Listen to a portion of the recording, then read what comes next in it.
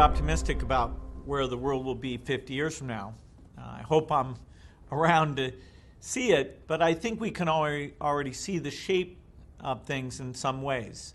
The human population, which was growing at a very rapid rate, is now growing at a slower rate because as we become successful, families have chosen to have less children. And so we can see a peak population that makes it possible to think about living within the resource constraints that we have. We can also see a decline in violence.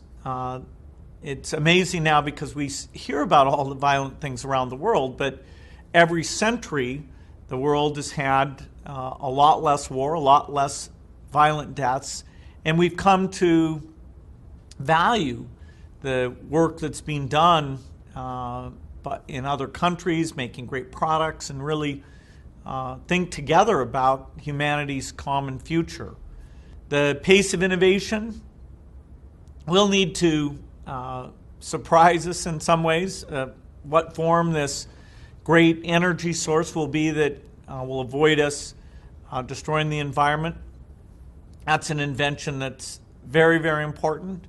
How much care will we give towards making sure that the poorest several billion are not completely left out? There's been a little bit of progress there, but the inequity level still should concern us quite a bit. And then there are things that are harder to predict. For example, how important will robots be in 50 years? Maybe 20 years ago, people, when they first heard about robots, thought, wow, that's pretty scary. What does it mean?